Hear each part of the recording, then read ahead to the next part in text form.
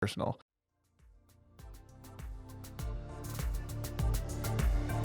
And as I often say, and we're live.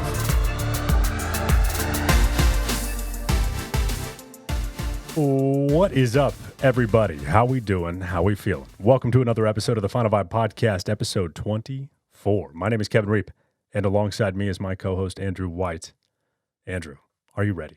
Kevin, readier than ever. Super excited for episode 24. Let's jump into it. Let's jump into it. Joining us today in studio is Tony Rigdon. Tony, welcome to the show. Thanks, guys. Great to be here. We're happy to have you. We talked about this. We're going to do it right now. We're going to set the scene here. It's a podcast. We got to do this with audio. You do. Got to get right up in that microphone. All right. That was an aggressive noise. That was an aggressive You noise. totally clipped. You So just what ruined the podcast. Did I really? You can No, fix you're it. totally You'll fine. doctor that up. No, you ruined it. So what we just opened up, Tony brought us Broadway Brewery's Lofty Pursuits Toasted Oat Coffee Stout, which is a collaboration with Camacho Coffee, which is amazing because Camacho Coffee also makes the FinalVibe coffee blend. Small world. Everything's coming together. The planets have aligned. And it's absolutely delicious. It's delicious. I was at Broadway Brewery last week and I was going to get this and you had already emailed. Excellent. And I wanted my first one to be right here at this table. Kevin, did you know I've only been to Broadway Brewery one time? Really? Yeah. You And should it's go not back. because I don't like it. I think it's because it's the location semi-inconvenient. It's semi-inconvenient. Don't you think? It's a tough place to, for whatever reason. It's one of those that you forget Exactly. that it's an option. Yeah, but I've been jumping into it more. Anyway, let's jump in. Tony, welcome to the show. So I think the best way to set this up is to talk about how we met, and that will explain what you do. But it sounds like we have a whole lot to talk about. We've gotten a little sneak peeks at a few aspects of your life. I'm excited to dive into that more. But it was about mid-July, just a few weeks after FinalVibe launched, and my air conditioning unit exploded. Didn't work anymore. Didn't explode, but it didn't work anymore. And we needed to get a new one. And you came to the house to check things out. And because you work for Chapman Heating and Cooling in Colombia, Missouri. And you peeked into the room that we're in right now and asked if we had a podcast. And we started talking about FinalVibe and then legacy. And then we talked about Dave Ramsey and debt and being debt-free. And we talked about reading, and we talked about some crazy athletic accomplishments that you've achieved not long ago. I was explaining what I was trying to do, and you were like, oh, I did that, and woke up the next morning and ran a half marathon and then rode back. So I knew at that moment, I think I told you, we would love to have you on the show. So it was great whenever we were able to email you a couple days ago and ask if you would join us, and here you are. Yes. Well, thanks. It's great to be here. And yeah, it was really cool to see the studio my first time. And we had a great conversation. And I was like, yeah, this is a pretty cool cat here. And sounds like a great podcast. I've actually listened to every episode. That's awesome. And they've all been great. You guys do a fabulous job producing. Oh, well, thanks, man. Appreciate it. Well, I love that this happened organically. You know what I mean? Like, I think we were talking recently about how we've met some people through FinalVibe that we just never would have met had we never made the brand. And this is for sure one of those times. Yeah. So this is cool. It's cool. We're friends now, right? Yes. Feels good. Feels good. We're sitting around a table drinking a beer, We Yeah. are. talking about life and legacy. No kidding. You want to make friends in life? Just bring beer to every occasion that you're invited to. Yeah, do you bring that cooler And everywhere you're- you go? And You're a winner.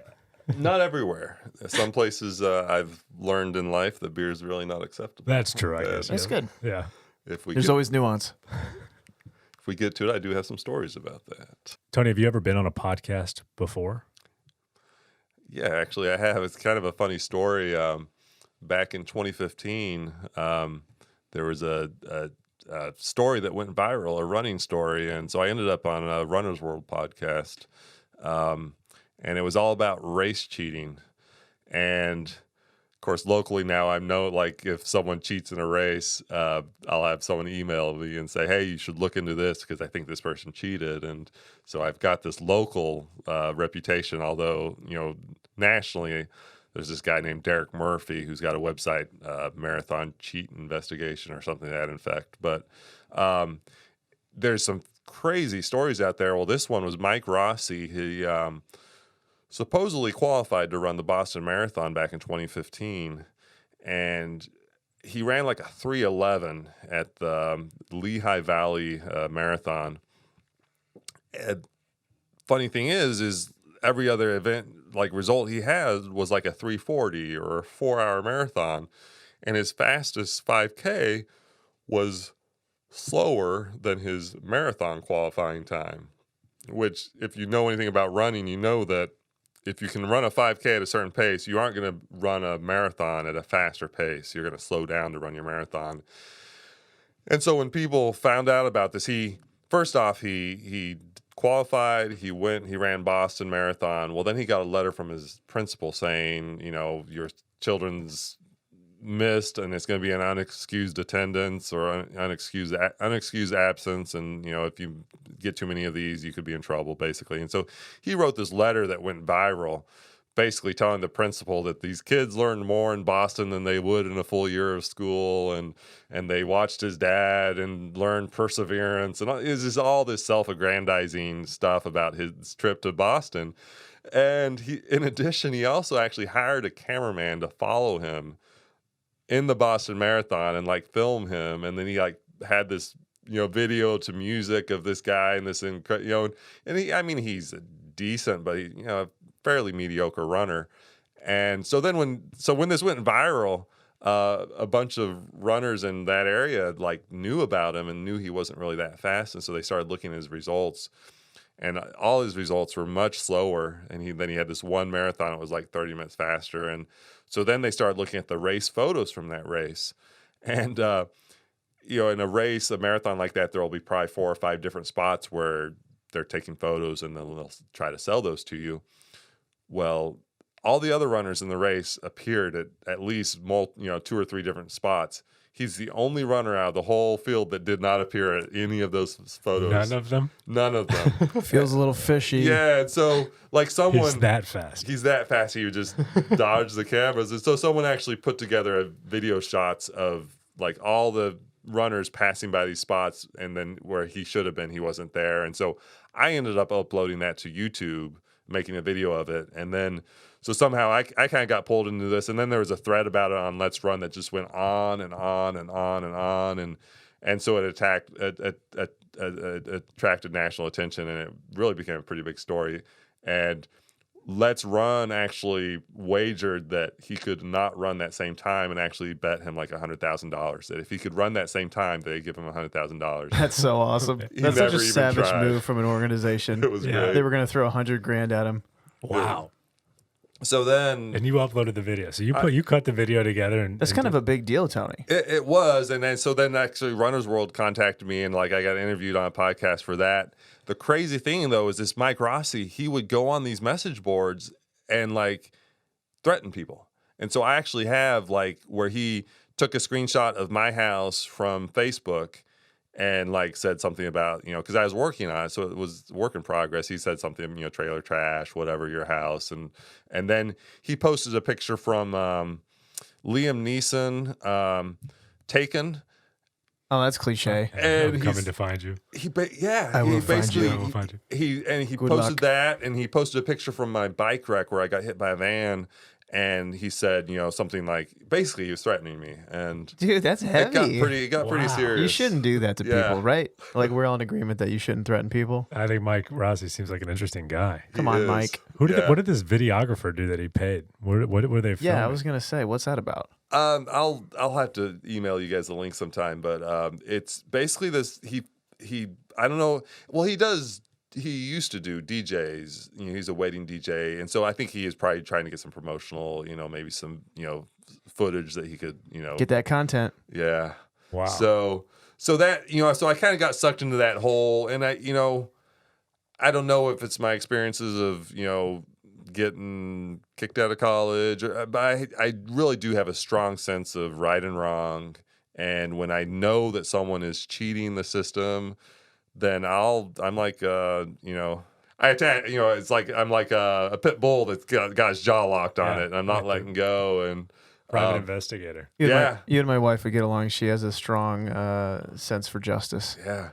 So another story, there's this second big one that went crazy on Let's Run. And Let's Run has kind of got this reputation. Their message board is kind of the Wild West of message boards. So, Those are the That's greatest. so funny, greatest dude. It's just like it's supposed to be just people that run, right? yeah. It's supposed to be like yeah. this cool thing, and it's like super hostile. Oh, there's some crazy stuff out That's there. so So funny there's to this me. guy, this Frank Mesa. He was a doctor out in California, and he Kaiser Permanente is who he worked for, and he was a decent runner, but when he turned mid 60s, he started running these really fast times, and times that were like for his age a world record. And but the same type of thing was he was like missing from photos, and so then he did one, like it was like the LA Marathon, where his time, age graded time, was a better performance than the actual winner of the race. And so then people just really started digging into it and finding photos, and they actually found photos of him like off course, kind of like standing there, and then photos of him coming onto course and obviously cheating. And so people were posting all this stuff. It became a viral news story as big media was covering it, and he was denying it. And, it was, of course, the message board was going crazy. I won't say exactly who it was that did this, but someone logged in and claimed to be his like lawyer friend, and was like, it was, I know who it was, but basically the end result, out of the blue, it was July 4th of 2018. He jumped off a bridge, killed himself. No. Oh, Yeah. shoot. And Well, I feel bad because we were kind of being mean. yeah, no, and I mean, we weren't being mean, but Yeah. Yeah, it was. I mean, and that's the thing. It's a tragic. I mean, it really was tragic because here he is. This he's a grandpa. He's got kids, grandkids. He's a doctor. He's got. I mean, Really? So what drives a person to do something? so like that's that? It's a fascinating, and I really like. I've considered. You guys have mentioned Joe Rogan, and I've considered reaching out to him and saying, hey, you need to cover this and get someone on, because it's a fascinating Whoever knows story. the most about it. Yeah. Yeah, because what drives, so this is a doctor with a great practice, and he even had some philanthropy with working with underprivileged Spanish kids. He was, I think he had some Spanish, Hispanic heritage, and what drives someone Yeah, to. he has no need to win one of these races. Yeah, I mean, no need to do these performances, and his performances without the cheating were decent. Right, where you could just be in the middle. Why did he need to enhance it this much? What drives that? And then to get to the point where you couldn't step back and admit that you did something, and instead you just end your life. It was really, and I mean, there were some weeks that I was kind of like, because I was creating YouTube videos. I was of his cheating once again and uploading those. And I was trying to utilize my voice to do some voiceovers of, Frank Mesa is, and then he goes and kills it. And it's like, did I, what role did I play? And and Wow. Man, that's so heavy. yeah. Yeah, it speaks to, you said this off air before we started recording, but, to bring things back to legacy and FinalVibe and whatnot, cheating really is like the antithesis of everything we believe in, It's the opposite of excellence. It's the opposite of doing things well. And it's not surprising. Obviously I wouldn't have thought it would end like that, but it's not surprising that it ends in some kind of tragedy. Mm-hmm. And this stinks. That's a guy's life. Yeah. And of course, I admitted to this to my high school teacher, but my final senior, my senior year of high school, I had a pretty easy streak because I cheated. And I could have done the work, but it was one of those things where, I took the easy way out, and it's something that I regretted. And I ended up going to my principal, and of course it was after the fact, and he told me he appreciated that I was honest with him, and he's like, there's nothing we can do about it now. But I think ever since then, I think that's probably one of the things that has instilled that strong sense against cheating is to having done that and experienced the shame and the guilt for having done that, and knowing it's not something I do again. And that's a big character move, though. That you decided to say something. yeah. Okay, well, Tony, that was a wild introduction to the podcast. Now let's get to know a little bit more about yourself. Tell us what we need to know about you and how you got to be where you are today.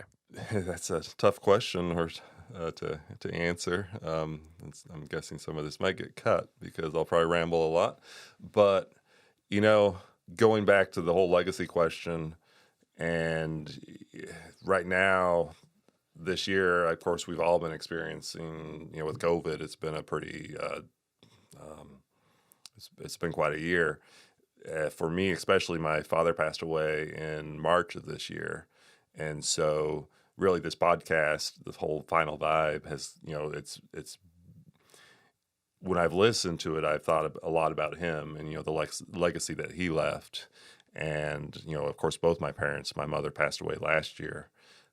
And so then this year, my father, not directly because of COVID, but indirectly, basically he didn't go to the doctor when he should have. And then he ended up passing away from heart issues that he probably could have been, addressed had he gone to the doctor. But my parents were,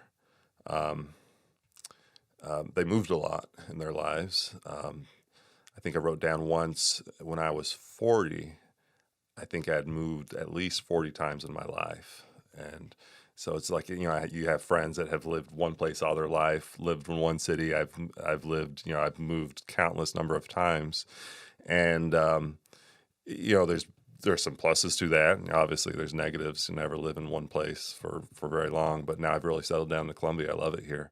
So my father, was working when I was born. He was working for the telephone company. Then he transferred out to California. He was in the Coast Guard for 4 years. We lived out in California, and then he transferred back into the phone company. And then we moved back and forth between California and Texas probably 5 times. Eventually, we settled out in California for about 10 years. And then my parents, a very conservative Christian family, originally they were Mormons, then they converted to Christianity, and he decided he wanted to become a missionary. So my parents moved from California to Wisconsin, joined a missions organization called New Tribes Missions. Now they're known as Ethnos 360. So they joined that missionary organization, went to Waukesha, Wisconsin to go to a Bible college. That Bible college is a 2-year Bible college. But my dad was very, very handy. Everything he did, he was in the Navy. He was an electronics technician, same in the Coast Guard. And then he worked for the phone company doing telephone installations and switch work. And so when he ended up at New Tribes Missions as the Bible college, after 2 years when he graduated, they asked him to stay on staff and be, just a general handy person on staff there. And so that's what he did for 2 years. And so that's where I basically went to high school, was in Waukesha, Wisconsin. Previous to that, I'd been homeschooled. And so in Waukesha, Wisconsin, the Bible college had a small Christian school. And so when I was a junior, there were no other juniors. There were 4 freshmen and there was a sophomore. So I was the only junior. When I graduated, I was also the only graduating senior in my class. And, so really small high school. Almost identical to being homeschooled. And of course, nowadays that's pretty common with COVID. It's, I think, a lot more common. But so I graduated. My parents were still there for another 2 years, and then they moved on to the next level of training. I wasn't real clear what I wanted to do with my life, at the time. And so I just stayed and went to the Bible college as well. And so I graduated from a 2-year Bible college. The whole intention of that Bible college is train people to be missionaries. And at the time, that wasn't the direction I was headed. And so I ended up working. I was actually, at the time, I was working at McDonald's. I was a swing manager at McDonald's. And on a Thanksgiving day, we played a game of football, tackle football. And it was something I had never really played. Of course, I was somewhat athletic. I mostly played soccer, volleyball, but I'd never played tackle football. But they convinced me, you need to come out. It's our McDonald's against another one. So I was like, okay. So showed up Thanksgiving Day, catch the football, go to run, and someone from behind speared me, dove headfirst in the side and crushed my kidney.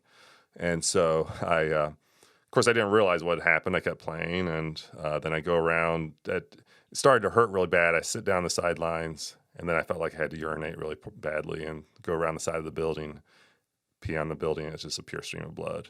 It's like one of the worst feelings. Ooh, that's a graphic scene. Oh my gosh. That might have to get cut. But No, I mean, hey, PG-13. That's yeah. right. I'm sure it's gonna get worse than that, though, right? Oh yeah, it is. Oh yeah. Yeah, if that was too much, maybe. Yeah, we just call it a night. Yeah, well, yeah. Drink these beers. I've and go got home. some more Try beers. the next FinalVibe podcast if you can't handle that, because we're just getting started.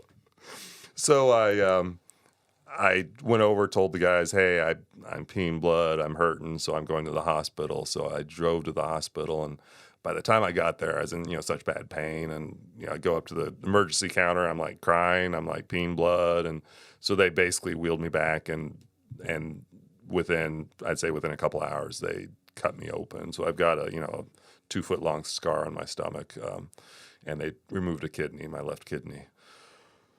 So that was 93, and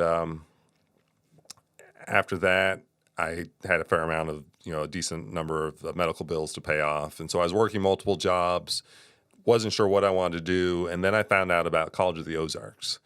And I was like, well, it seems like a pretty good deal. And at that point, my parents had moved to Camdenton, Missouri, with the next phase of the Bible, the missionary training that they were doing. So I applied and got into College of the Ozarks and started attending College of the Ozarks. And that was, say, 94, 95, somewhere around then. And so I was at College of the Ozarks and got really involved in student leadership and was a resident assistant and I was playing soccer. They didn't have a collegiate team, but it was a pretty competitive league that we were playing in. And we, it was funny because I came from a Bible college where you weren't even allowed to hold hands with your significant other unless you're engaged, and no PDA whatsoever. And nothing like, no alcohol, nothing. You're a very conservative, strict school. If you've ever heard of Bob Jones, it's like that. But anyways, so I ended up at College of the Ozarks, where at orientation, the dean of students was like, we don't have a problem if you go off campus drinking, just don't come back on campus drunk and make a scene. It's like, oh, that's cool. And at this point, I'm, in my early to mid 20s. So I started going out with friends, and we'd play soccer, and afterwards we'd have a beer or two. And, I was dating someone, went to a resident assistant conference at Truman State University, and she was dancing with all these other guys at the last function. It was a banquet / dance. And so another friend, he had sprained his ankle at the beginning of the weekend, like, hey, let's go get a drink. So we walked across the motel to the bar and got a couple drinks. Well, someone told on us. Well, we had signed things saying we would follow all school rules as if we were on campus, including drinking. And so we ended up getting kicked out of college for a semester for 2 drinks. It's hardcore. Yeah. Jeez. Yeah. So I sat out for a semester, came back, and once again got really involved with things. Best friend on campus was the campus pastor, and I would go golfing with him, and we would drink beer on the golf course. We would go back to his house and watch movies with his family and have beer at his house. It wasn't that big a deal to drink beer. It was just that campus trip, we had gotten in trouble for it. But so then I got selected to go to a program called Focus on the Family Institute. It was a semester-long program that they used to have out of Focus on the Family. And this was my first of my 2 senior semesters. I was going to go out there, and then I would come back and I have 18 credits left to go to graduate, a degree in computer science. And College of the Ozarks, they would pay for one student a semester to go out there. It was like an $8,000 scholarship. So I got selected. I went out there, and while out there, some of the professors were really into craft beer scene out there, which is pretty cool. Colorado, they've got a really good craft beer scene. And one of the professors, his name is John Eldridge. He's written some books. You guys have maybe ever seen him. Oh, yeah. Wild at Heart. Yep, Wild at Heart. Yeah, exactly. that's his big one. So he was our professor for the semester, and he talked about going out afterwards to the craft beer scene and having a celebratory drink. And there's actually a group of 5 of us that would sit around in the evenings and do our homework while drinking non-alcoholic beer, and we were known as the NA posse. And so we had multiple professors that were like, yeah, let's do this. And so we all went out to Old Chicago afterwards, and there were about 20 of us out of 40 students that went. Well, the apartment supervisor of Focus on the Family, he said, well, if you go out drinking, don't come back to the apartments. And so we were like, okay, well, we made arrangements to sleep at the professor's house, and we were going to sleep elsewhere. So that's what we did. Well, he wanted us completely moved out of the apartments. We didn't realize that. So he made a big stink about it the next day. So we had celebrated at Old Chicago. I had maybe 2 or 3 drinks. No big deal. Focus on the family. That guy was all upset, but nothing really came of it on that end. However, College of the Ozarks president was out at Focus on the Family. He's on their board of directors, and his daughter was at the same program as I was. He found out about it, and he took exception to the fact that I had been involved in another drinking incident. And so when I got back to College of the Ozarks, they called me in and they kicked me out again. And wait, so that's like 4 drinks total? And you've been kicked out of 2 different institutions. Yeah. So it's appropriate that I would bring beer tonight. Yeah. But Yeah, this is symbolic. Yeah. If this story ends well, then this is absolutely a symbol of triumph. Well, maybe we'll just stop with one of these.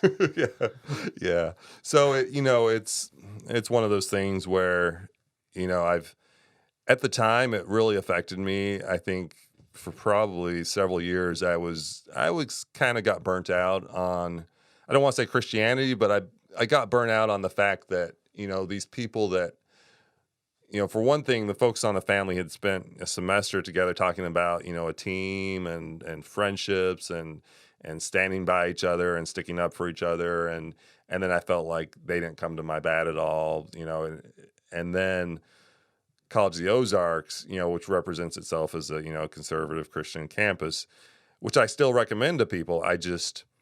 There's some definite hypocrisy, and of course you'll find that in every organization because we're all human, and so we all have failings. And it took me a while to get over that.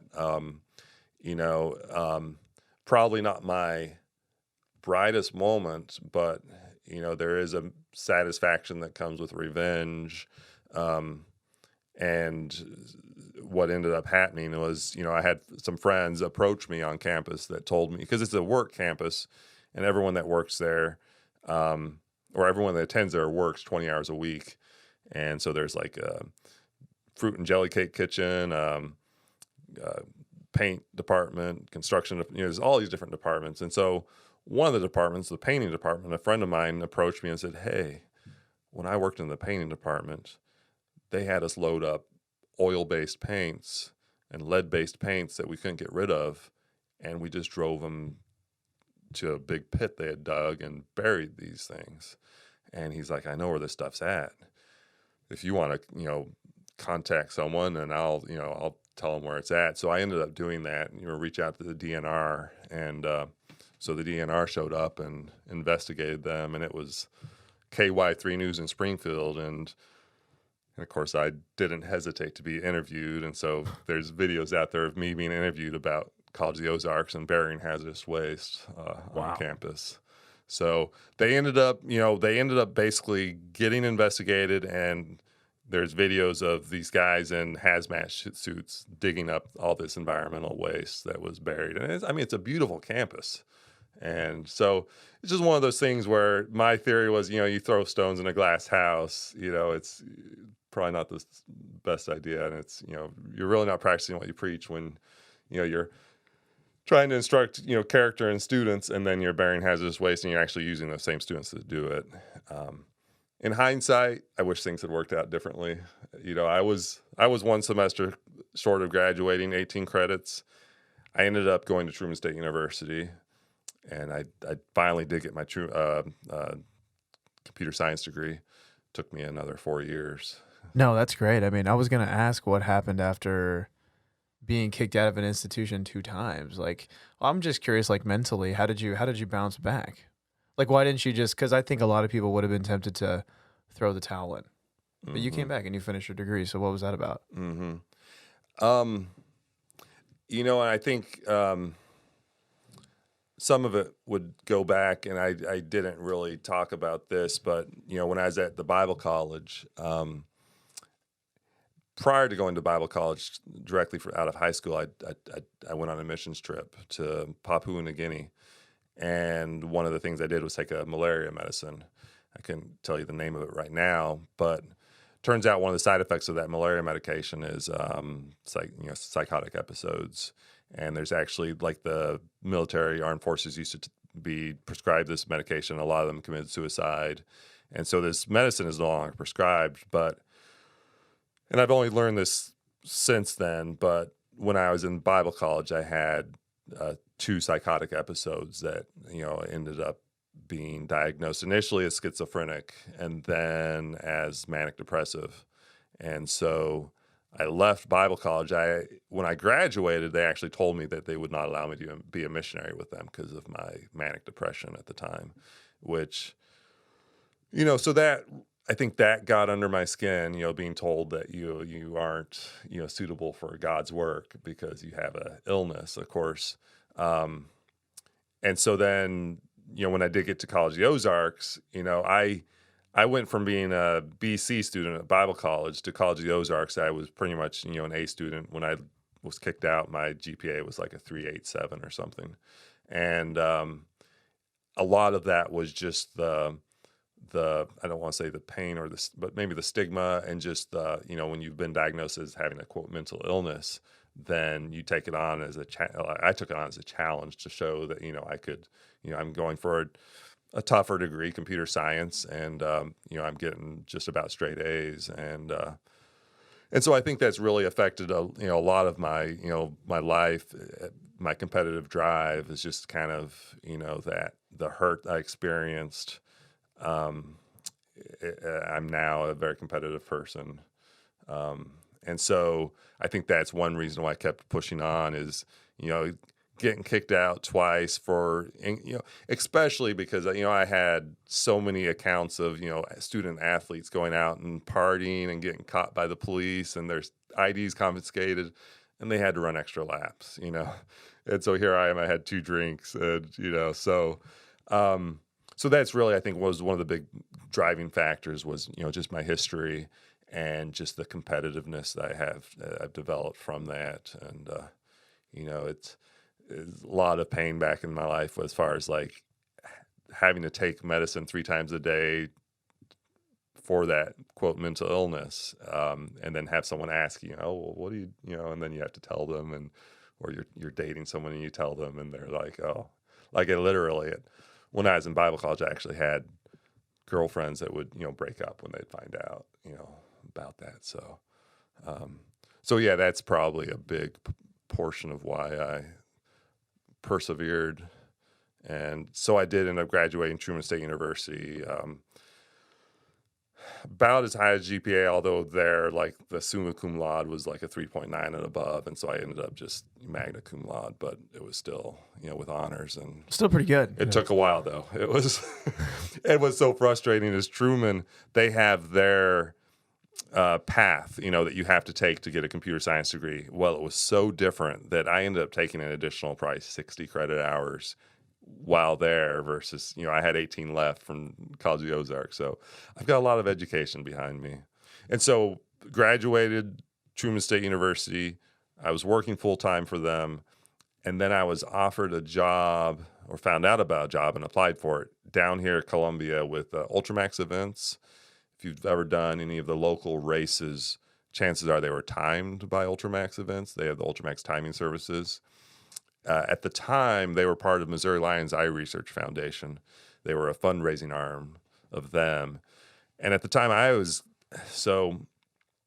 that's another story, but at the time I was into triathlons, and I thought that would be so cool to work for a triathlon production company. You know, it's one of those things where, not knowing better, I was more intrigued by the glamour of the event business, which I guess you actually do event business. Yeah, I'm in events, right? Yeah. So I was intrigued by that. Well, what I didn't realize is I enjoy doing the events, but I didn't really enjoy that much putting them on. It was a lot of There's a difference there, yeah. Yeah, a lot of work and a lot of travel, and but that's what brought me to Colombia finally. The drawback with all that is, I had a computer science degree, I graduated with honors, but I never stepped right into that field at a place like IBM or something where to really to then develop that.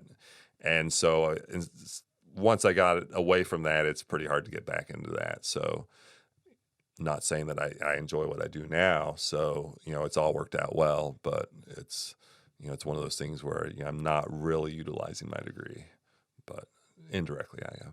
Sure. I feel like there's a lot of people that say that they don't utilize their degree, but still ended up in a place where they're happy. Yeah. So what do you do now? So I work, I'm I think title home performance specialist. Basically I go in and check the efficiency of your house. And so like when I came here, a lot of what happens in Colombia is Colombia has this home performance with Energy Star program where if your HVAC system goes out or you want to replace some windows, there's up to $15,000 available in low interest financing from the city of Colombia. And in order to qualify for that, of course, there's an application to turn in, but your house also has to meet some minimum requirements, with the idea being if Colombia can incentivize people to have more efficient houses, they'll use less electricity. And provided Colombia can keep the electric grid, the utilization lower, they can save money by not having to invest in that infrastructure. So they're investing in the the homes, and as a byproduct, less electricity gets used. So that's actually what brought me here to begin with. Go in, and the big part of what I do is what's called a blower door test, where I set up a frame in your front door or side door and depressurize the house, and it measures the airflow. The house is at negative 50 Pascal pressure, and it's measuring the airflow that's going through that fan. So it's pretty fascinating, and it's a great job. I get to meet so many cool people and see lots of cool things. I remember when you did that in this house a couple weeks ago. While you're doing the test, I'm not the smartest. I didn't really know what you were doing. I opened up the back door to let the dogs out. Redid the test. I was like, wait a minute. As soon as I opened the door, I thought, I wasn't supposed to do that. There's no way that was supposed to happen. So we had to redo the test. You can feel all the air rush it. It's like, whoa. Whoops. Yeah, no, there's been times that, the worst is when there's like a bunch of little kids and you're like watching these kids and you can tell they're going to head to the door. It's like, oh, and they open the door. It's like, oh, yeah. So restart. Yeah, but it's not that big a deal. The worst has been if there's a fireplace. I'm always looking for a fireplace, because if you do a blower door on a fireplace with an open flue and there's ashes, it will suck those ashes into the house, and you can have ashes everywhere. It can be a mess. So, yeah. Not an easy one to clean up either. No. So what else do you do in addition to that? Just not for work, but for hobbies, for fun? Hobbies, yeah. So, I mean, I think I've insinuated I'm into triathlons, running races, trail races. This is one of my favorite trail racing shirts. It's got a VW van on the front. Into Action 2018 Trail Run. Yeah, so that's sponsored by VU. So, yeah, it's, it's funny. It's part of my competitive nature. I would say was that 2000 I did my first 5K. And at the time, I was probably 200, maybe a little more. I think at my heaviest, maybe 215. And a friend convinced me to sign up for this 5K, and I did it. And I trained a little bit for it. I think when I first started running, I couldn't run but maybe half a mile, and then I'd have to stop and walk. And but I trained enough and did a 5K, and it was like 25 minutes. And smaller race, so I got third in my age group, and I was hooked. And ever since then, I've been as low as 150. Right now, I'm more up in the 170s area. I fluctuate a lot. This beer is probably not the best choice, but no, I'll run 2 or 3 times a week. when I was serious before I was married, I was, racing just about every weekend, and I would, be 20, 30 miles a week running plus, 100 miles of biking and 4 or 5 miles of swimming. But nowadays I'm lucky to get maybe 2 or 3 runs in a week. My average for this year has been 10 miles a week. So, still not bad at all. I like the stories of people who get into this, who had that where you ran a half mile and then you had to walk. Oh yeah. And work your way up. And then when we first met too, I said that I was going to ride my bike to Sedalia. And you said that you rode your bike to Sedalia, camped in a tent, woke up, ran a half marathon, camped, rode your bike home. Yep. And I was like, oh, I'm going to get picked up in Sedalia because I'm not going to be able to make it back home. So it's amazing that you were able to work your way up through that. I mean, obviously there was many years in between that, but I think it's a cool journey versus the person that was a cross country runner in high school and has just always been able to run and do whatever they needed to do. Yeah. Well, I think it's cool too because when you think about FinalVibe and why we made this whole thing is we wanted people to just like look at their life and decide whether or not it was what they wanted it to be. And so if there's something that you want to do that you're not doing, like these are stories like yours where it's like you can do that. You can be the guy who couldn't run more than a half mile and then become a triathlete, And like, did you ever think like when you ran that first 5K that you would become a triathlete? Yes, because, and so, going back, I did do, so when I was, early teens, when I was in high school, I played tennis. When we were living out in California, my parents actually owned an old swim and tennis club, and they had a church and a private school in there. And my backyard was like 4 tennis courts. And so I really got into tennis. But then I found out Yvonne Lindell, who at the time was the number 1 tennis player in the world, he would ride his bike 20 miles a day for training. So I was like, well, if the number 1 tennis player in the world rides his bike 20 miles a day, I need to do that. So I saved up and got a 10 speed, and I got into biking. And so as a 14-year-old, I entered and did the Tour of the Unknown Coast, which was considered California's toughest century. And so it was just, Holy cow, 14 years And old. that's 100 miles, is that right? 100 miles, yeah. Cool. And so I did that, and of course the record time was like 4 hours and 50 minutes or something, and I'm thinking, well, maybe I can do it in 6 or 7. Well, I was with a group and we're drafting and stuff. I'm trying to keep up with them, and we made it. We went over the first quote mountain pass, and coming down, I took a curve too fast and I wiped out. And so then they took me back to the rest area a couple miles, and then they bandaged me up, and then I had to continue on. So it ended up taking me like 10 hours. So, but I did complete it. Yeah, to complete that though. I did complete it as like a 14, maybe it was 15-year-old. So I was into, I do have some, athletic ability as a teen, and as a 15-year-old, I did do my first triathlon as a 15-year-old in '89. Dang, so you were one of those kids then. So, but then I didn't. So then I pretty much hung it up. My parents were missionaries. They didn't have lots of money, and so it's like I couldn't really do lots of stuff like that. And it wasn't until 2000, or no, the 90s, that Lance Armstrong was winning, and I was like, if he wins again, I'm gonna buy a bike. And so then he did. So I bought the bike, and then the friend convinced me to do the 5K, and I enjoyed the triathlon that I did, but I hated the run, and I also wasn't good at swimming. Well, once I started enjoying the run, I did the 5K and was doing running races. I'm like, this is fun. Well, now I just have to master the swim. I still haven't mastered the swim, but I'm good enough, Sure. I actually did a race probably 3 or 4 years ago where I was the first out of the water in my, triathlon. It was open water swim, and of course there were 2 waves, but that's the first time that's ever happened. It's probably the only time it will ever happen for me to. That's still pretty cool though. It's a good one to have on the list. Check it off. I like hanging out with people because like you said a few things that I really admire, and it's like whenever you saw that the number 1 tennis player in the world was doing something, you wanted to do it too. And when you saw that Lance Armstrong was winning, and you sort of made this thing in your head where it's like, if he wins again, I'm getting a bike and I'm getting back after it. I feel like I'm kind of that guy because it just makes life more fun, But like, why do you think you do that? Like, where does that competitive edge come from?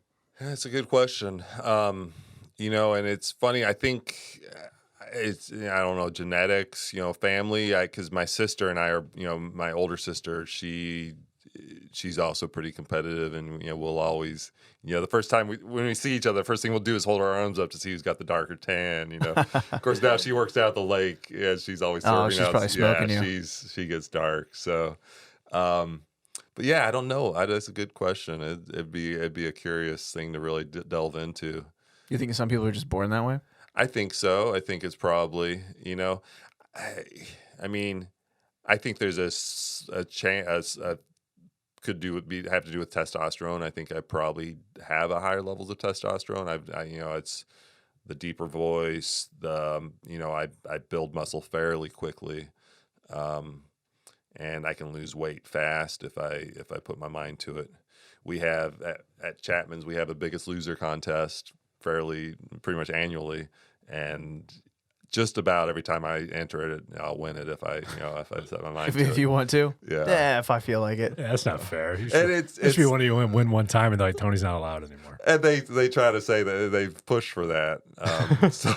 And it's just one of those things where, at my weight, I could weigh in at 180, 185 fairly easily, just, start bulking up, and then I can, get down to 150. It starts getting hard. It starts requiring some sauna time and not healthy weight loss. A little water cut there at the end. Yeah. But the wrestling method. Yeah. Well, I was going to shift gears a little bit. Let's do it. Tell us about your family, because you're married. I think you have kids. Yes. How did that come to be? Yes. Great question. So it really was a fluke. And so I actually used to attend the Crossing back when they were at Rockbridge. Yep. And, I would, and then they had their new place, and I was not I wasn't religious is the right word, but I wasn't consistent would be the better with attending. And a lot of it was, maybe feeling a little guilty, like if I was attending for the right reason. Like, am I attending to go to church, or am I attending to meet someone? Because, but really it's about the best place to meet someone would be at church as opposed to at a bar, or, Sure. looking for someone with, similar interests and beliefs. But then I found out about Dave Ramsey, and some friends of mine were teaching a Dave Ramsey class at Woodcrest. So I was like, well, I'll sign up for this. And, because I thought I was good with my finances, but I had multiple credit cards and lots of debt. And so I started attending the FPU at Woodcrest. And I was like, well, if I'm taking the class there, I should, go to church here for a little bit. And so I was attending the services there. Then on Facebook, a friend of mine, also named Tony, he had a group. It was Run Bike Colombia or something like that. And they would just post runs and like hike and bike Colombia. So they post hikes and bikes in Colombia that they were doing. And they went to the Pinnacles, and someone posted a picture of my wife on one of the Pinnacles, and someone meant to tag Tony DeShiro, but accidentally tagged me and said something like, hey, something. Anyway, so I got tagged on this photo, and I was like, oh, she's kind of cute. And hey, we've got some of the same friends, and a lot of those friends are Woodcrest. I wonder if she attends Woodcrest. And so I messaged her, and we just, started messaging back and forth. And before you knew it, we were dating. And that's incredible. Yeah. Accidentally tagged in the photo. That's pretty serendipitous right there. That's Did you awesome. ever thank the guy who tagged you randomly? Yeah.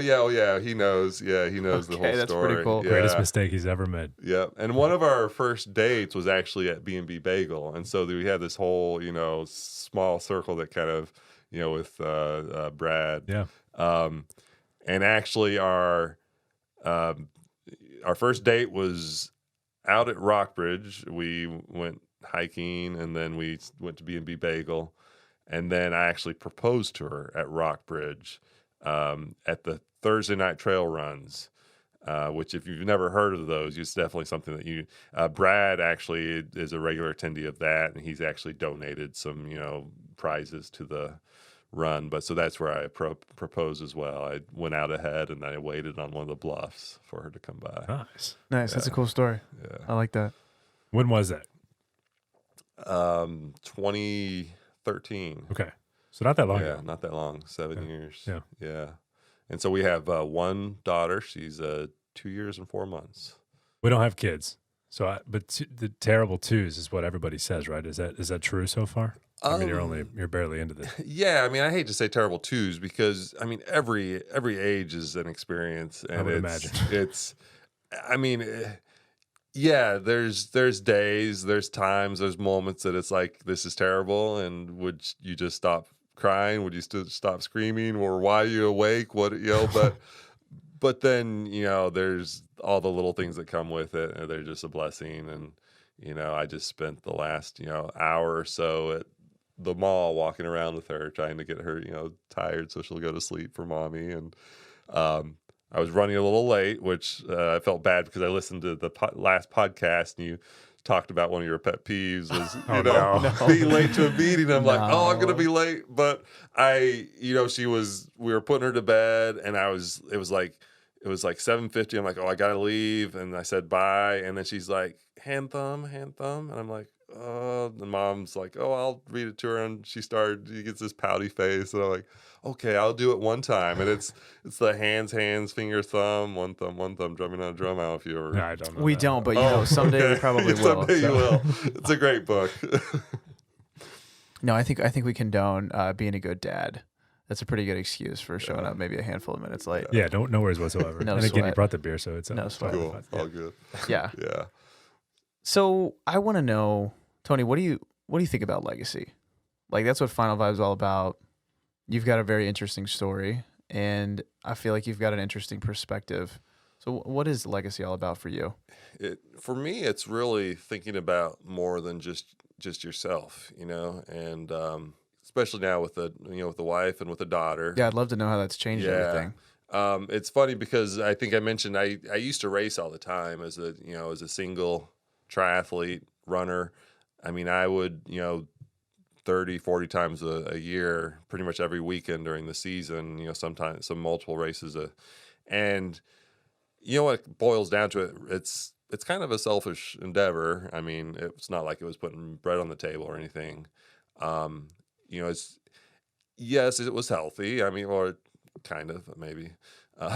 But being fit, obviously, is important to be healthy. Now, it may be taken to extreme. Sometimes, endurance sports might not be the healthiest thing to do. But it's all about yourself. And I think for me, with the legacy, Final Vibe, it's all about making sure that, people who come behind you, are taken care of, have, good memories. Like I think it's 2 times this week, maybe 3 times. I go and pick up Evelyn from daycare, and the first day I rode my bike with the kid trailer, and I pick her up, and then we stop at the playground on the way home, and we just play, and it's like I've got lots of things to work on. I've got work sitting on the desk. I've got a patio project I'm working on, a house across the street I'm kind of flipping, but these moments that I spend with my wife or my daughter, those are important, and it's building a legacy. The patio project, the expanding the house and making sure things are paid off, that also is a legacy. It's a different aspect of it. It's being financially fit, preparing for retirement. It's all part, but there's certain things that sometimes it's the relationships that really matter. It's tough finding it's a fine line to really judge what's more important. I think it's you've heard about on the deathbed, it's very seldom that they want more things. It's more the times that you missed. Yeah, no, we hear that all the time, and it comes up in the heavier episodes because we don't really mind talking about the fact that we're all going to die. Mm-hmm. I think that's actually my favorite part of what we do, is because so many people just don't want to touch that topic with a 10-foot pole. Mm-hmm. But all 3 of us are going to go. One of us is going to go first. One of us is going to go second. It's weird to think that one of us will walk the earth without the other 2. Mm-hmm. It's weird to think about. I love your answer. It aligns with my worldview. I'm wondering, why do you think it's important for the people behind us to be taken care of? And why is it important for your daughter to have positive memories? Because I believe all those things too, but I'd just be curious to know why you think that's important. Personally, I have some great memories, and it's something that I want to make sure my daughter does as well. There's unfortunately, there's a lot of kids that don't get that opportunity. My wife works for an organization. It's called Heart of Missouri CASA, and they're basically advocates for abused and neglected children. My mother volunteers with CASA. Okay. Yeah, so Yep. I'm more familiar with it than maybe most would be. Yeah. Cool. So it's, so my wife is exposed to, all these children and the hardships that they go through. And I mean, that's a heavy burden to, bring home. And so it definitely, to know that at least we can make sure our daughter and of course, part of the whole Dave Ramsey program, which we've talked about before going on air, that's baby step number 7 is to give, to bless others basically, and get to that point where, I think I actually heard one of your guests mention, be the person that, you put the mask on so that you're then able to help others. Like when you're on an airplane, that mask drops down. You don't put it on someone, you put it on yourself, then you're able to help others. You have to, if you aren't financially fit, you can't give, donate, and emotionally healthy as well. It's important. I like what you said about finance too, because I think sometimes people will demonize the pursuit of money, and obviously that can be a bad thing. But you seem to have a really healthy understanding that money can be a really good thing. Having plenty of money doesn't have to be a bad thing, and it is all about how you give it. So, like, how do you choose to steward your finances? Unless that's way too personal. And then you can say no. Tell me to get out of here. Oh, no. I mean, we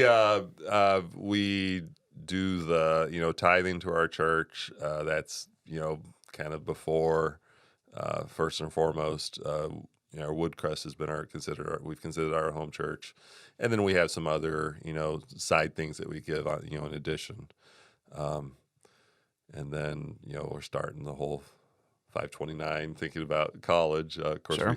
we both had college debt, my wife and myself, that we had to pay off. Cool. What about the journey? Because the Dave Ramsey program, some listeners are going to be well aware of what that is. Some are not. When I say that you did the debt-free scream in front of Dave Ramsey in Tennessee, some people are going to be like, wow, that means you're legit. You told me that, and I thought, well, okay. That tells a lot about yourself. I think when you've done that, that was not an easy thing to do, I would imagine, to be debt-free in the amount of time that you did and what you paid off. Tell us a little bit about that aspect of your life, that time, because you had more than one job. And you guys put your head down and just kind of. I was going to say, it sounds like you were hustling there for a while. Yes. You were grinding. We definitely had the hustle going on. And it's actually, I'm sure I'm not unique. I'm semi-unique in that I've done that journey twice. So I got to do that journey once as a single.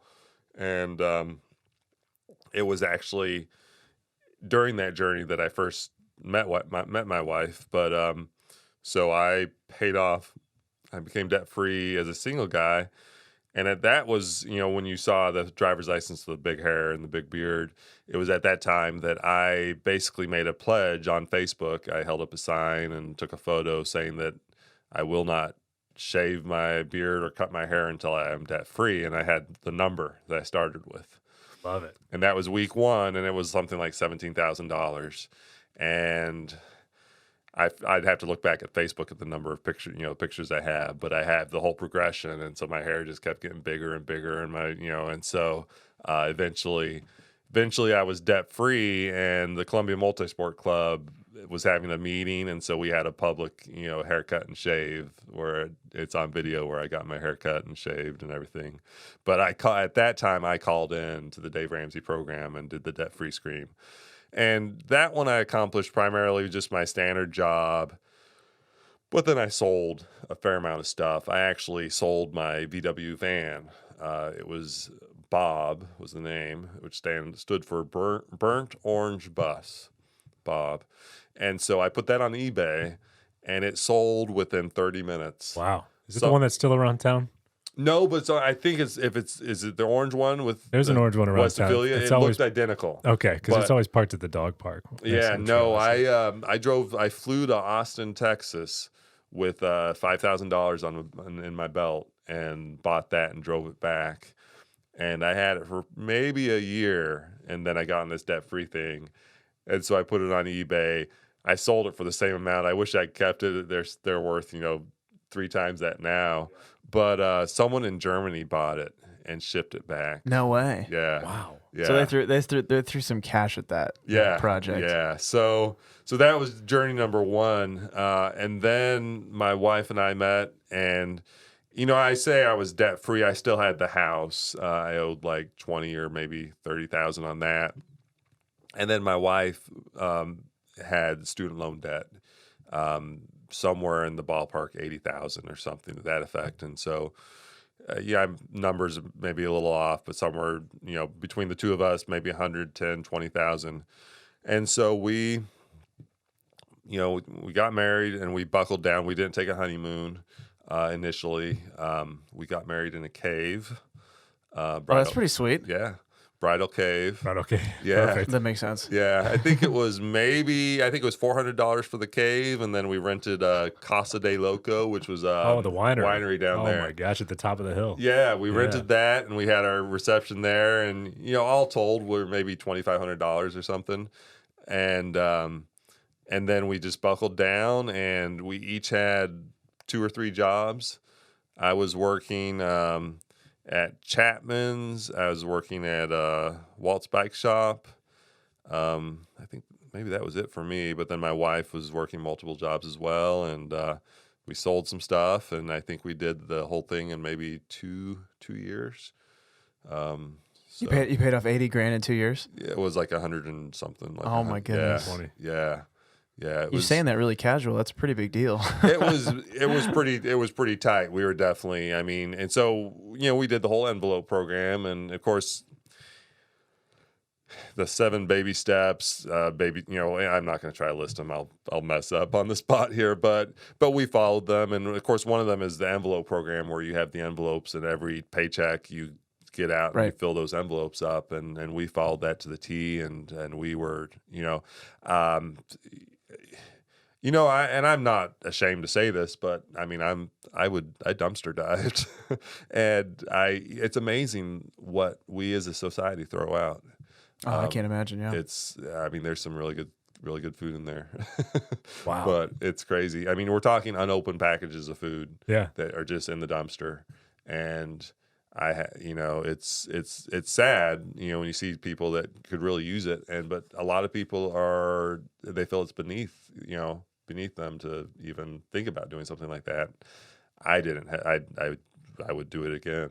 Yeah. Well, I think it probably sounds worse the way you're saying it, but there are plenty of places that just have too much stuff, so they get rid of it, or it's like a day old and they get rid of it. So I think people are probably hearing that and thinking like you're rummaging through garbage, which in a sense, yes, but it's not really garbage. Like, it's food and it's edible and you lived off of it. Yeah. So, yeah.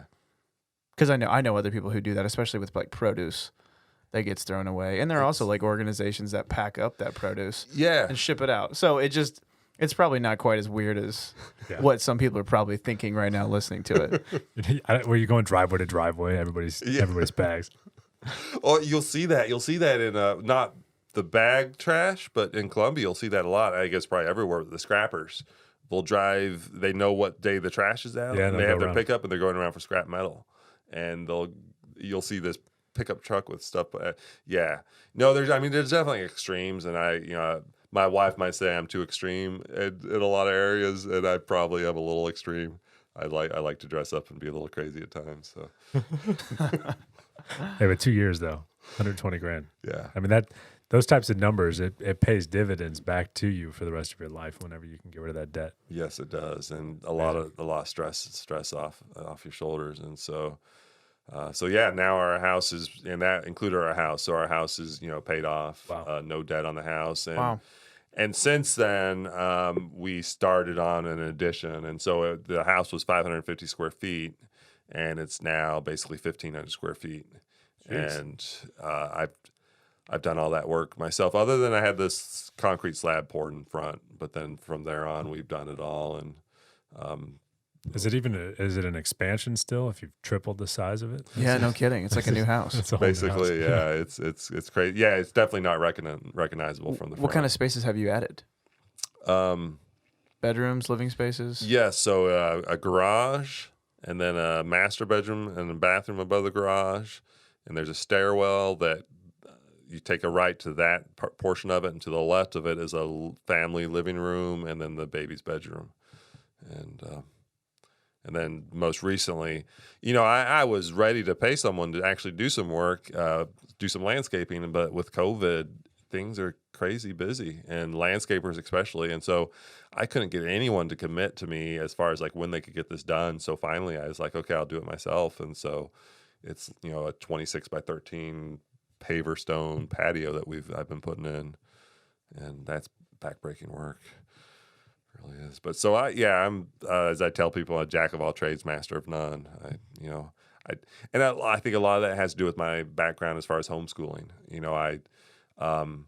When I was homeschooled, the curriculum we used was basically you're self-taught. As long as you can read, then I would read the stuff, and then I would take the tests, and every single subject.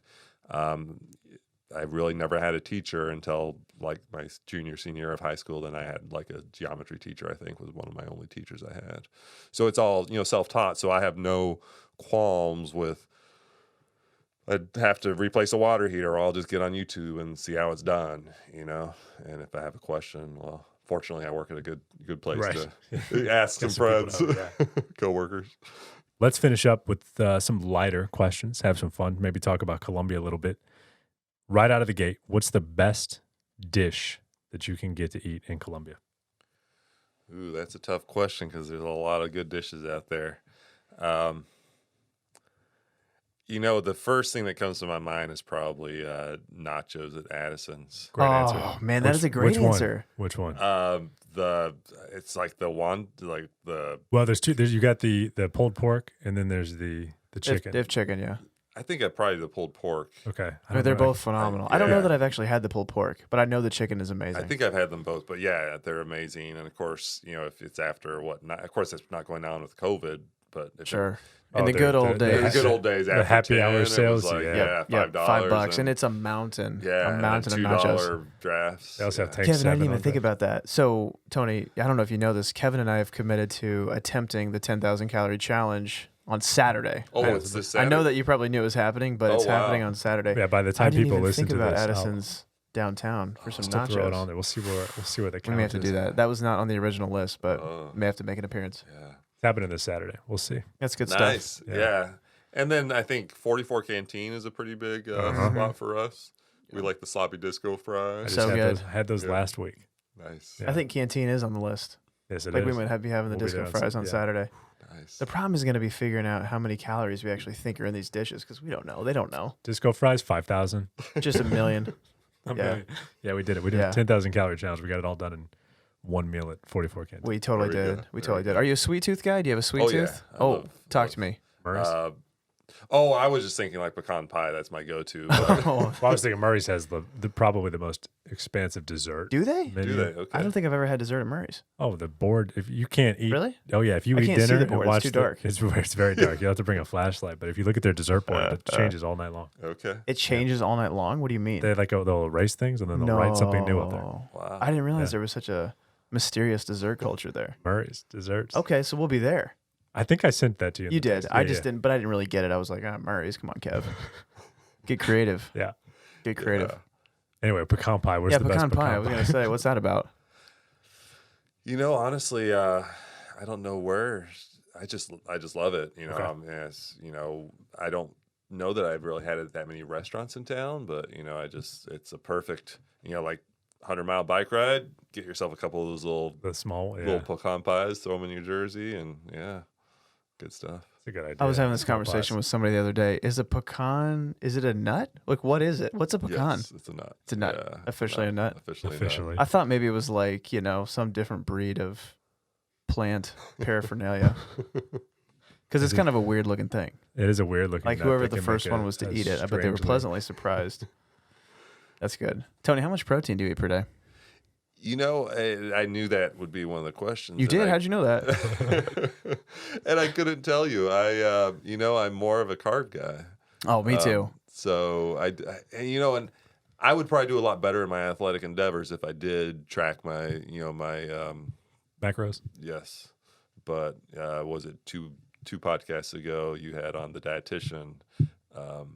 Couldn't tell you his name. Dietetic student, yeah. Student, yeah. He'd be flattered to be considered a dietetics major. Yeah, he's in process. Yeah. He's working his way there. Yeah.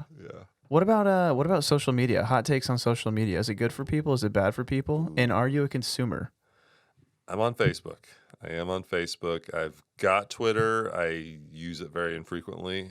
Mostly I'll get fired up about something and fire off some tweets. And so you tweet too? Oh yeah, but it's funny. If I was to look back at my tweets, most of them would be something about race cheating or So social media. And it's something, with the past season, I tried to stay away from the political side of things because the way I look at it, I try to use it strictly for, staying in touch with friends and family and not fighting with Nice. strangers. I like that. And I did get sucked into one or two fights, and then I bowed out and kind of apologized and said, I'm not supposed to be doing this. That's so funny the way you talk about it. It's like, because it does feel like a vortex. Yeah. It's pulling you. Yeah. And I've got friends on both sides of the aisle, and I mean, extreme sides of the aisle. And it's funny because some of them I totally disagree with, but I see their posts all the time. And I guess Facebook realizes that I actually look at because they must time how long I look. Yeah, they it's track on my your screen. engagement. And so then they feed me more of them, and I'm like, man, this person really is delusional. But I'm not someone to unfriend someone over their views, even though they're silly. No, I think we respect that. I mean, we touched on that with the news reporter that we interviewed really early on, and just how important diversifying your social media feed is, because otherwise you do just become just a guy in an echo chamber. Mm-hmm. And I don't think much good can come from that except division, and that's not good. I think we're seeing the consequences of that right now. It does seem that. Yeah. Will you let your daughter have a phone? I mean, I know eventually. At what age? Eventually. At what age? She will never have a phone. 50 years old, no phone. Dad says no. It's funny because she already can, swipe through our pictures and open them and enlarge them and swipe through things, and she can stop and play my music. And it's amazing as a 2 years and 4 months old what she can do already with the phone. We had aspirations, no screen time or whatever, and it's tough, especially COVID. We've, definitely our daycare closed, and we're, taking turns being home with her, and it's at a certain point, it's kind of like, okay, yeah, you can watch the Lion iPad. King. Yeah, exactly. So, yeah, she will eventually get a phone, but social media will definitely, put our foot down on that. It'll be a pretty simple phone first and foremost, and till sometime in high school, I would say. What comes first, the cell phone or the boyfriend? Cell phone. I think that's a good answer. Yeah, you can. The cell phone's easier for you to manage, probably. The boyfriend, who knows? Yeah. Boyfriend, who knows? Who knows? She might. I mean, her friend down the street, Valor. I mean, they hang out, and I think they've already kissed each other. But Scandalous little kids, causing trouble. Yeah. What's one of your favorite parts about your daughter? Like, what's been one of the sweetest things about being a dad? Oh, probably her falling asleep on my chest as we're on the recliner, and yes, we have recliners. That's we broke down, got 2 recliners, and love them. And are people against recliners? I got a recliner. I love my recliner. Oh, I guess it just I think it means you're getting old.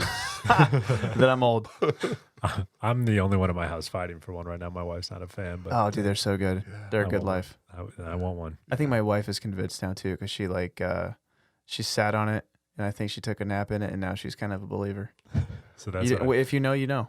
I need to have Jacqueline come over and take a nap. You and really record. should. That's a You great guys are idea. missing out. Yeah, now just within the last few weeks, got my first set of bifocals. So that's Oh, wow. really, dude. yeah. Cruising through it. Which it's funny because I really don't feel like I'm old, Yeah. But Well, how old are you? 47. There you go. Yeah, I could still, outrun a lot of whippersnappers. So. I think 70 counts as old. 70 That's my hot take. 70. I think age is going to be less relevant soon because with technology, we're going to be able to keep up with things more and stay up with trends. I think eventually, if you want to be an old 30-year-old, you can be. And if you want to be a young 60-year-old, you can be. For sure. For sure. It'll be easier, at least, than ever before. Have you guys ever read anything Ray Kurzweil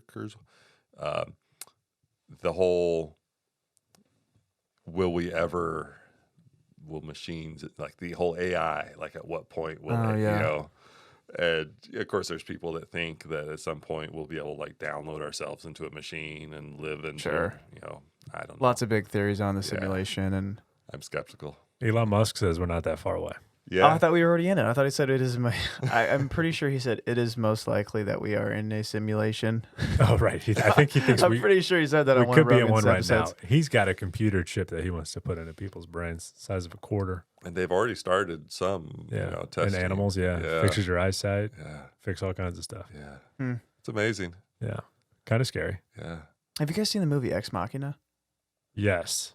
Have you seen that one? Oh, I mean, you should watch that, man. If you're interested in any of this banter, then that's a good one. I'll definitely. I think it's on Netflix, right? Yeah, it's very, very futuristic. It's all about the creation of a human robot. I mean, a robot that is truly believably human and indiscernibly human, and all the kind of chaos that comes out of it. It's good. It's a good watch. I'll have to check that out. It's a good watch. Yeah. Speaking of that, movie genres. What's your jam? Epic. Yes, that's a good genre. I like that. Yeah. Like what qualifies as epic? So like Gladiator. Yes. That's probably my all time probably go to. I listen to the soundtrack. Dude, I was just gonna about say daily. the soundtrack is so Just about daily. Yeah. Just daily. Yeah. I Wow. mean, I'll put it on when I'm doing paperwork. Sure. Yeah. That's awesome. And it's the one with I have like the special edition, and it's got some of the dialogue in there, and it's pretty That's so incredible. Pretty Braveheart. And a lot of people like to rag on this movie, but I really enjoyed Avatar. Yeah, Avatar was cool. Yeah. Yeah, the sequel's coming out one of these days. One of these days, I think it's been pushed back because of COVID. But I tell you, I think I saw the original 7 times in the theater. Really? It was one of those crazies, and It's one of those movies that made more money than any other movie and has zero following since. And then they're playing in like 4 more. oh yeah. So they're really banking on Yeah. people like yourself coming Yeah. back out. Oh for it. no, and it's gonna be good. I think now have you either of you seen the extended edition? I saw it one time the day it came out in theaters, whenever that was. Oh, so you've just seen Avatar once. You haven't. Okay. yeah. Have you seen the I've only seen it once, and Oh. it wasn't the extended version, as far as I know. Yeah, if you guys want to borrow that sometime. I was waiting to rewatch it until we finally get the second one to come out, so okay. that I'm gonna go back to back. So I mean, what you saw in the theater is good. I have the Blu-ray extended edition, and so there's an extra 20 to 30 minutes of footage in there. Huh. It's pretty cool. There's I don't want to say loose ends that are tied in, but it just adds to it. It's a great movie. That movie was so crazy because I think people had a really positive and negative response to it. Like, I think the suicide rate went up like shortly after the film because they longed for what's it Pandora. called? Pandora. People longed for Pandora, and they like couldn't have go it. there. Yeah. And it was like becoming a reality that was never possible for them. And so it was really weird, man. It When tapped did that into come out? people. Would that have been like 2006? Has it been 10 years? It's for sure been 10 years, right? Yeah, I was thinking it was like. My guess is 2006. I'm gonna look it up. No, it was Jamie- after Jamie pulled that 2008 because I was back in Colombia. I was going to guess 2011. 2009, December 18th, 2009. Dang. Christmas. Oh, Christmas movie, yeah. Yeah, made $2.79 billion. Casual chump change, not a big deal. No pressure for the sequel. James Cameron. Budget James was Cameron. 237. See, James Cameron will have his Titanic. Dude, there we go. This guy knows. He knows. Such a good movie, man. I can't get enough of Titanic. This has been good. This has been good. Yeah. You think we should wrap it up? Yeah, let's do it. This has been It's almost awesome, 10. yeah. It's on a Thursday. Tony, thank you so much for joining us. Yeah, thanks for This having was me. fantastic. Let me do it right. We do Well, you outros. sign out, yeah. We always got to sign out. There's a right way to do it. There's a wrong way to do it. Yeah, seriously, Tony, thank you for being here. It's been Thanks for awesome. having You're a unique person. It's been a fun chat. Kevin, do what you do best. Here it comes. Give us an outro. There it is. I hear it. Send these people into their weeks, their lives, with a vibe in their heart.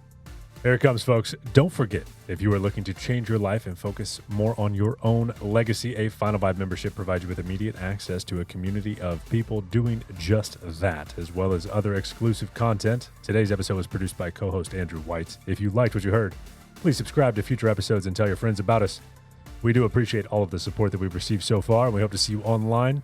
Final Vibe is on Facebook, Twitter, and Instagram at Final Vibe. And you can see our website, apparel, coffee, blog, and so much more at finalvibe.com. Enjoy the rest of your week, and we will see you back here next Tuesday for another episode of the Final Vibe Podcast. See you, folks.